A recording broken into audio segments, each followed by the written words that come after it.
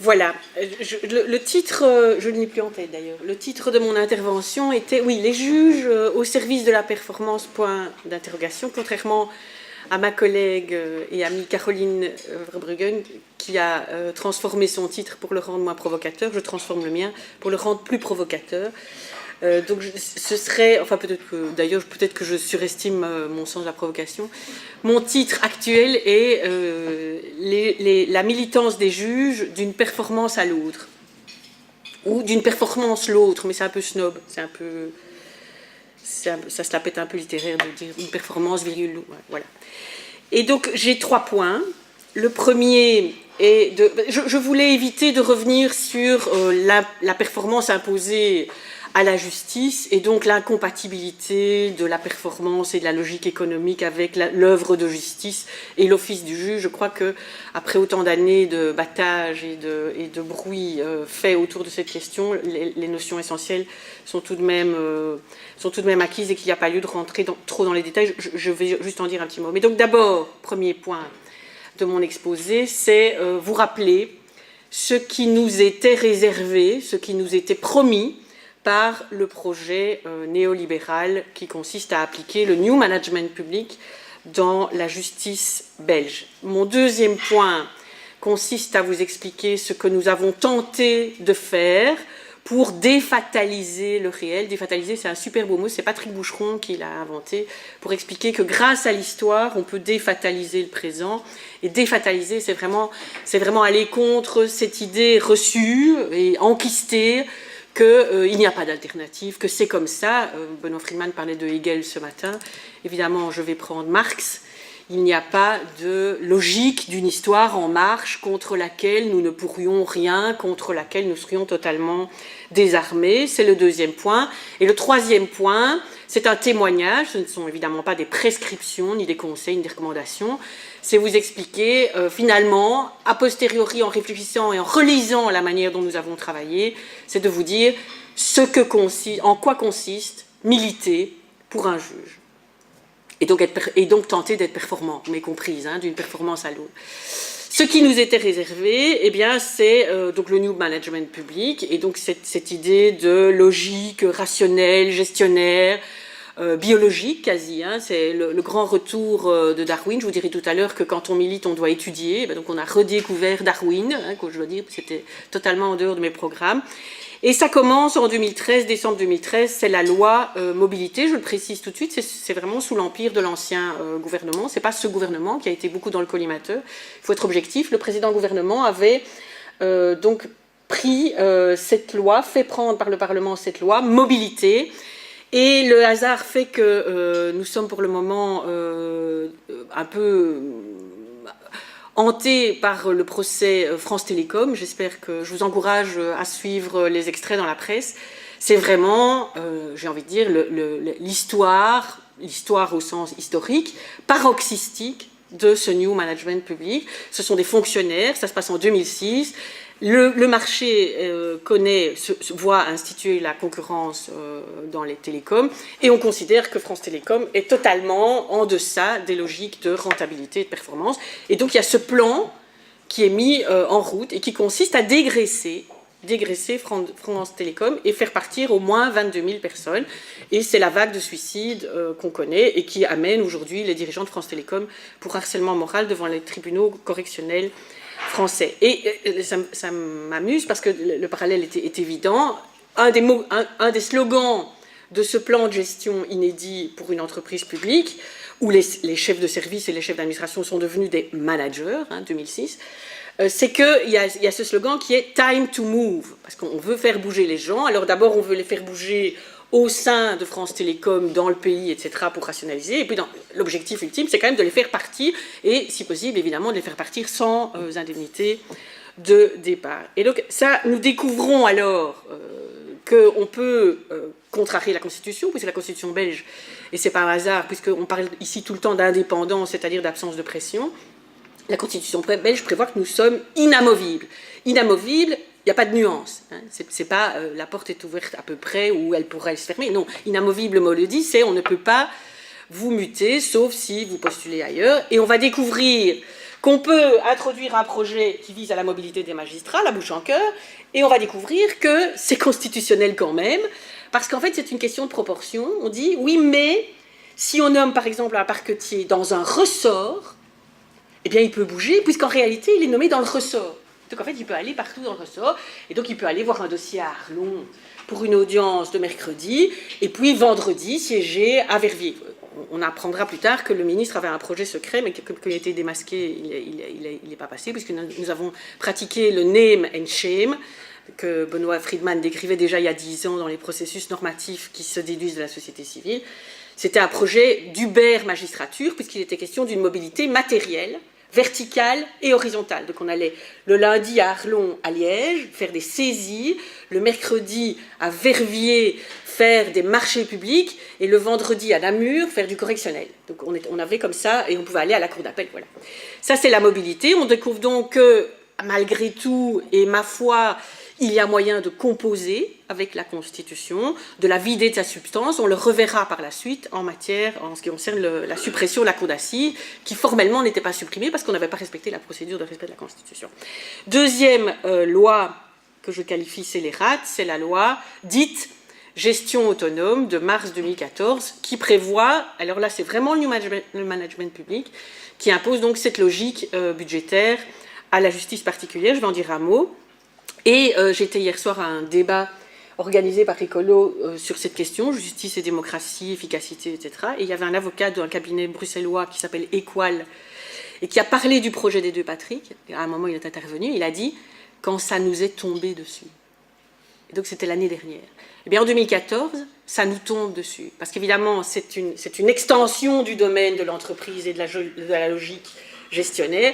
Et en 2014, je peux vous dire, je crois pouvoir dire et mettre ma main au feu qu'il n'y a pas un magistrat belge qui s'était dit que ça allait arriver, alors qui dénonçait depuis toujours collectivement, individuellement le manque de moyens. Mais ce qui s'est passé là, symboliquement et de manière normative, ça nous est tombé dessus. J'ai été ensuite à des colloques sur l'hôpital, sur la santé mentale, à un colloque avec les assistants sociaux au moment où on a voulu supprimer le secret professionnel. C'était la même chose. Ça nous est tombé dessus. Et qu'est-ce qu'on dit, puisque c'est une tendance lourde, hein, c'est le néolibéralisme, et cette injonction proprement darwinienne que décrit Madame Stigler, Barbara Stigler, dans un livre qui s'appelle « Il faut s'adapter ». Et donc c'est ça, c'est l'injonction de « il faut s'adapter et il n'y a pas d'alternative ». Et si vous n'êtes pas d'accord, vous êtes des romantiques, vous êtes de l'ancien monde, enfin il y a tous les éléments de langage qui vont avec. Alors le contenu de la loi, il est facile à décrire, il tient en très peu de pages parce que c'est une loi cadre, ce qui est déjà en soi une inconstitutionnalité, puisque la Constitution prévoit que quand on touche à l'administration de la justice, à son budget, à son indépendance, à sa manière de fonctionner, c'est le législateur qui doit intervenir. Ici, nous avons une loi cadre qui dit ceci: désormais, la budgétisation de la justice va se faire par le biais d'un contrat, donc ça c'est exactement le New Management Public, c'est la contractualisation, mais dans les administrations comme les TEC ou la RTBF ou des choses comme ça, c'est une contractualisation de la tutelle, mais la Constitution n'a jamais prévu évidemment de tutelle sur le pouvoir judiciaire qui dès 1831 en Belgique est un des trois pouvoirs, pas le troisième pouvoir, contrairement à la France, hein, où c'est une autorité. Et donc on prévoit que la budgétisation de la justice va se régler par contrat conclu entre le ministre et une nouvelle institution qui est le collège, et que le budget sera alloué en fonction d'objectifs définis dans un arrêté royal, et que les résultats seront évalués par l'administration, alors en concertation, et que donc, en réalité, le budget sera fonction des résultats chiffrés nécessairement, comment prévoir dans un contrat le taux d'écoute d'un magistrat à l'égard d'un justiciable. Et donc on attend l'arrêté royal. Et donc le gouvernement sort, les élections passent, et donc on attend la concrétisation de cette loi, je le redis, scélérate. Et donc le spectre à ce moment-là, c'est les indicateurs, et le spectre qui est un peu plus lointain et qui n'est pas encore aussi menaçant, en tout cas, voilà, présent, ce sont les algorithmes, la conjonction des deux, on en a parlé tout à l'heure. Et les indicateurs, quand on s'informe, on sait ce que c'est donc un concurrent normatif, c'est décrit comme n'étant pas, c'est présenté comme le témoin d'une activité pour en évaluer la qualité, la quantité.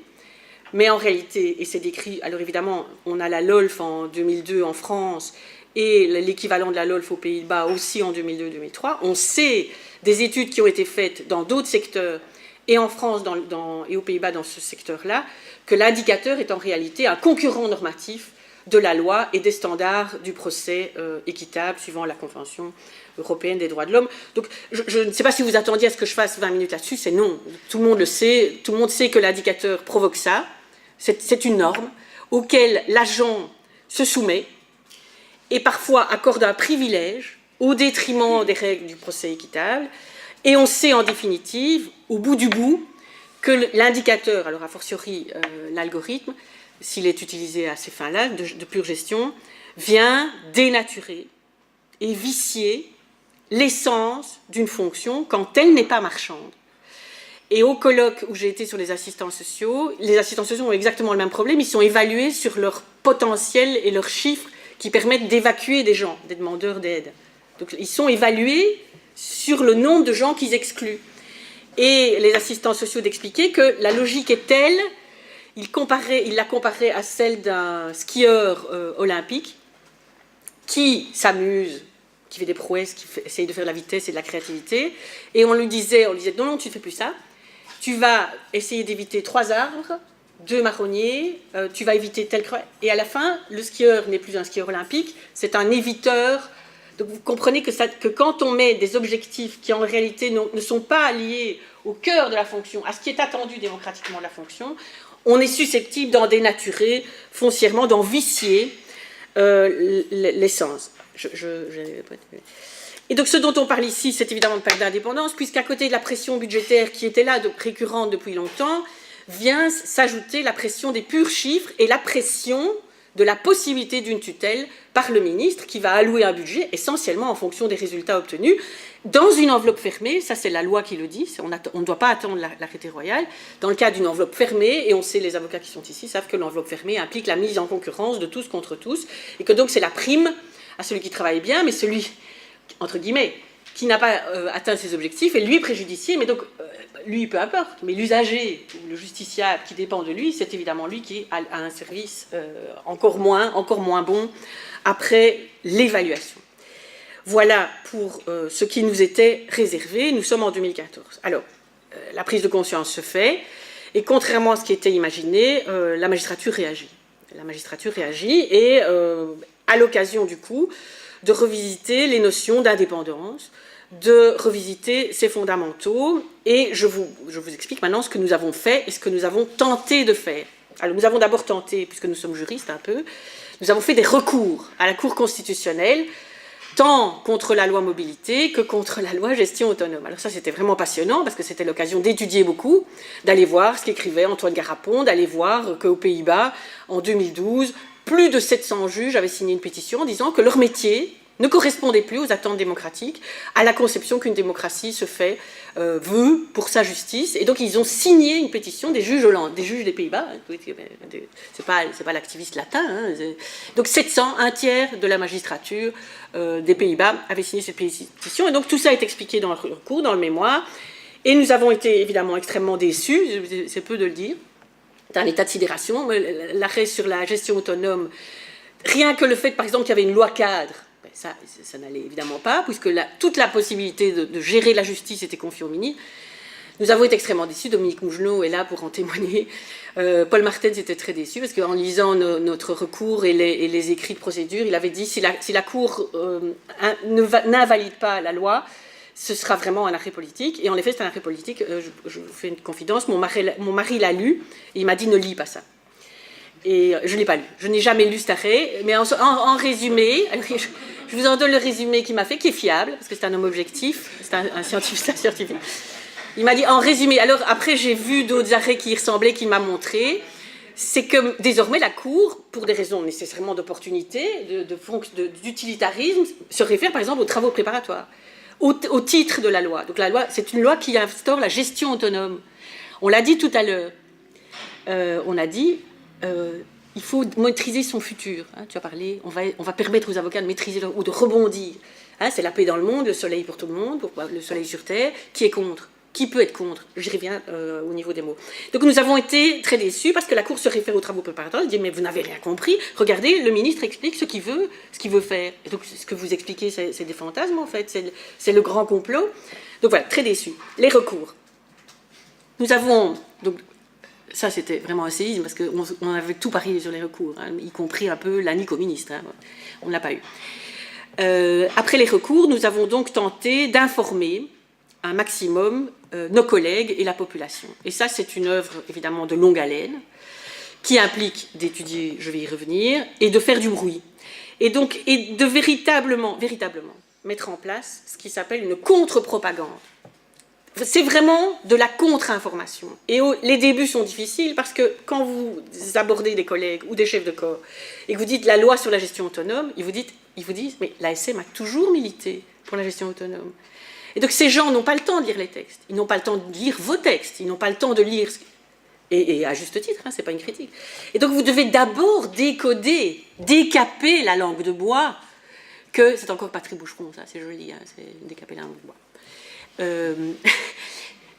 Il faut d'abord faire ça, et ça c'est déjà un travail de longue haleine. Quand c'est fait, mais c'est fait, ça c'est fait, c'est une grande réussite, la magistrature belge est vraiment au courant désormais que quand on lui dit on va moderniser, on va vous responsabiliser, on sait qu'on est en danger, on sait que le justiciable est en danger et on craint pour la démocratie face à ces mots-là.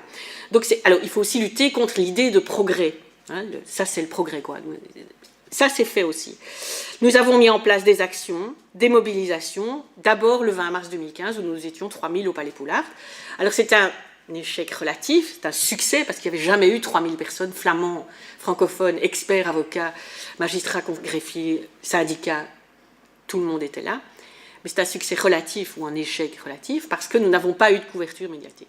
Mais évidemment, la militance consiste à dire ce n'est pas un échec, nous l'avons fait, on ne peut pas nous le prendre. Nous l'avons déjà fait, nous savons comment faire. Et quand on aborde les gens maintenant en leur disant on fait le 20 mars, ils savent de quoi on parle, ils veulent bien le refaire. Il ne faut plus réexpliquer pendant 150 ans de quoi on parle et ce qu'on veut obtenir. Donc, le 30 mars 2018, on était 300. 3300. Ce n'est pas un échec. On a eu 3 jours de couverture médiatique. On a fait ça le mercredi, le lundi, 2 pleines pages dans la Libre et la page de couverture. Le mardi, le soir, le mercredi soir, le débat à la télévision. Enfin, on a eu 3 jours de couverture médiatique. Donc, le militant se doit d'être optimiste. Nous avons tenté de voir le positif dans ce qui s'est passé pour pouvoir continuer. Évidemment, si se décourage, c'est terminé pour tout le monde. Hein. Ça, on se pend dans les toilettes et puis il reste quoi? Il reste rien du monde, donc ça ne va pas. Tenter le collectif, ça c'est vraiment l'épreuve. C'est l'épreuve, il faut le dire. Le défi, à mon avis, il est que là. Étudier, lire, prendre des contacts, c'est facile. Il faut du temps, mais c'est facile. C'est le collectif. Le collectif, dans un paysage institutionnel belge qui, comme vous le savez, comprend une composante, une différence linguistique, une différence de culture. Et donc ça n'est pas gagné. Jean-Manuel l'a dit tout à l'heure. Il y a une hétérogénéité aussi. Il ne faut pas se voiler la face. Il y a des grands courants conservateurs au sein de la magistrature. Il y a des gens qui n'ont simplement pas envie de bouger. Il y a des gens qui trouvent que c'est de mauvais goût de promener un cercueil dans les rues de Mons, hein, et en symbolisant la justice morte. Il y a des gens qui expliquent que c'est vulgaire et que c'est hors de question. Donc on doit composer avec un corpus idéologique même, qu'on doit tenter de déjouer, mais voilà, ça n'est pas raté. On doit avoir le courage de dire non, même individuellement. J'avais été contactée, l'ASM avait fait un midi sur les possibilités de recours contre l'austérité, Conseil d'État, référé, etc. On sait qu'aujourd'hui, avocat.be a lancé une action sur base de 1382, ça n'était pas notre choix. Nous voulions une action au Conseil d'État. Nous avons contacté plein de chefs de corps, envoyé des mails 2 fois par semaine, empilant. Regardez, Eric Lemens, spécialiste du droit administratif, a fait son étude, c'est possible, etc. Zéro chef de corps ne s'est mouillé, sans reproche. Mais du coup, non, sans reproche, c'est comme ça. C'est comme ça. Si on passe son temps à reprocher, on a déjà perdu beaucoup de temps. Hein. Donc il faut aller de l'avant. Mais on me demande un jour, on demande au Namurois, d'aller aider le tribunal civil de Liège, parce qu'ils sont en sous-effectif. J'ai répondu, j'irai aider mes collègues quand nos chefs nous aideront. Aux chefs d'abord. Les chefs ne sont pas un club. Hein. Les chefs sont les représentants de la base, et ils servent la base, la justice, le justiciable, la démocratie. Le courage de dire non, et de le dire avec copie à tous les collègues. Décoder la propagande, je vous l'ai dit. Au final, Alors ça, c'est une grande victoire.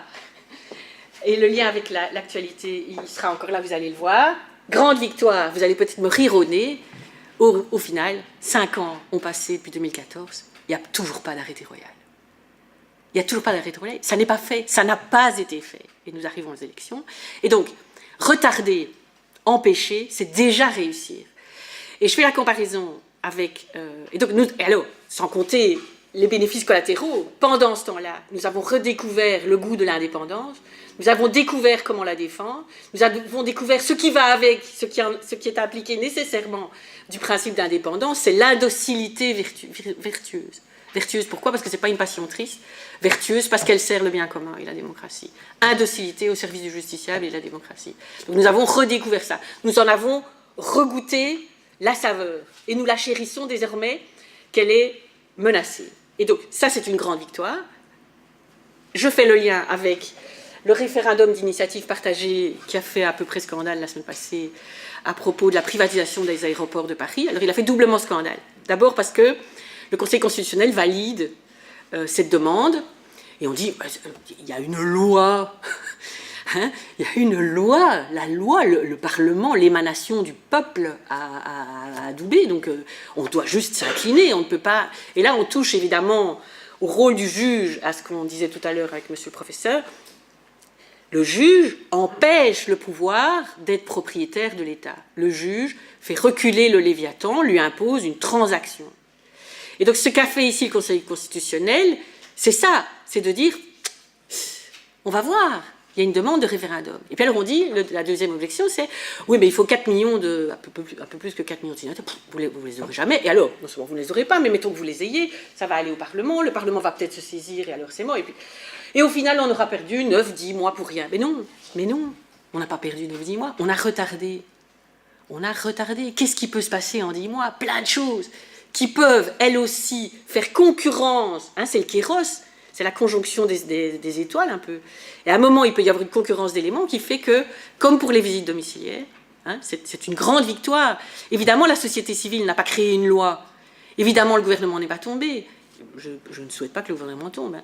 Mais le projet a été retardé et au final, il est au placard grâce à la société civile, aux corps intermédiaires et à ce corps intermédiaire contraignant, le seul, qu'est la justice et qui a fait du bruit aussi sur cette chose-là, avec les juges d'instruction, qui tous en chœur ont dit « nous ne l'appliquerons pas, nous ne jouerons pas dans le scénario ».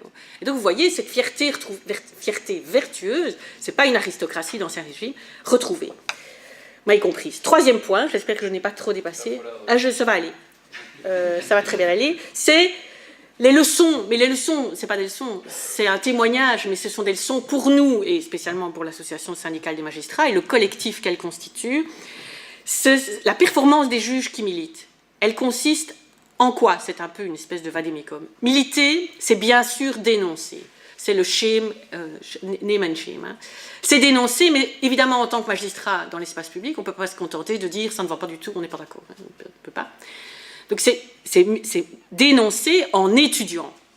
Et donc, à l'occasion de cette séquence de 5-6 ans, on a revisité, pour certains plus érudits, visité pour d'autres profanes, une série de territoires scientifiques, politiques, philosophiques, voilà, qui vont de... J'ai fait une toute petite liste, on a revisité Darwin, on a revisité Machiavel, le néolibéralisme, de savoir si le néolibéralisme c'est la fin de l'État ou bien si c'est la captation de l'État à des fins privées, des toutes belles questions, la mise en cause de l'extension du domaine de l'entreprise, le principe de laïcité, cette économie qui sort de son lit pour envahir tous les champs, c'est contraire à la laïcité, on pourrait le dire en France, eux qui sont si sensibles à cette question, la LOLF, le système des Pays-Bas, les liens entre nos problèmes et la fiscalité, pouvoir dénoncer en disant...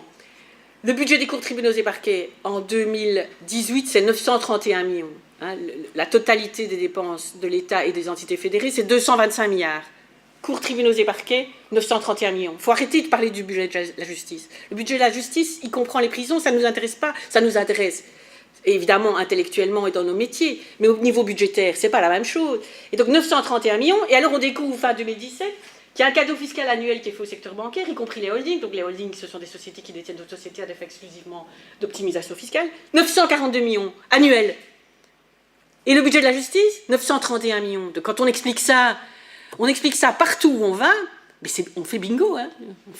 C'est bingo, je veux dire, il n'y a pas photo. L'austérité, c'est un choix politique, à géométrie variable, qui frappe les communs, au service, enfin, pour fiscalité, faire le lien avec la finance internationale et le temps des investisseurs, les algorithmes, évidemment, il faut s'intéresser à l'algorithme, ça c'est le moment, c'est vraiment le moment de savoir, Dominique Mougenot est ici vraiment le spécialiste, le fait que l'algorithme n'est pas neutre, hein, c'est lui qui nous le fait apercevoir, que donc, alors, je le dirai en terminant, découvrir alors, la chance sourit au travailleur qui veut militer, on découvre la Rebecca, la recommandation, chaque juge doit défendre et promouvoir l'indépendance de la justice. Point. C'est une recommandation que fait la Cour à chaque juge. Et donc quand on lui dit, vous intervenez dans le débat public, la Cour le demande. Quand c'est menacé, la Cour le demande. Voilà. Donc c'est promouvoir. Militer, c'est dénoncer, c'est étudier, puisque ça passe par la critique des temps présents, mais c'est aussi promouvoir. On ne peut pas dénoncer sans invoquer quelque chose de plus grand que soi. C'est promouvoir et c'est convoquer les utopies. J'ai vraiment bien aimé ce que tu nous as expliqué avec les fondamentaux.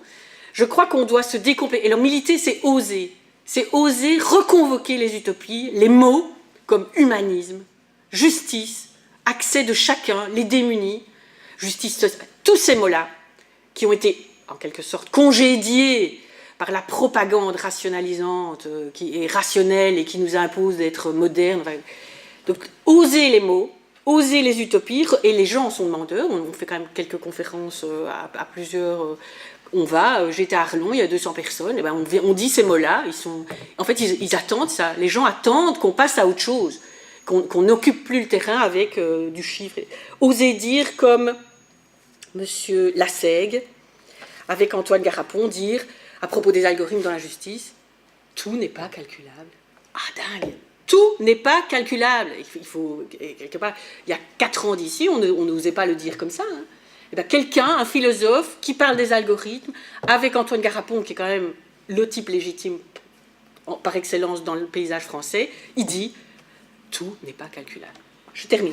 Oser, faire du bruit, affronter la politique, les gens comme Alexis de Soif, qui vient mardi à Namur pour en parler, affronter sa hiérarchie, envoyer des mails, beaucoup, on l'a fait beaucoup.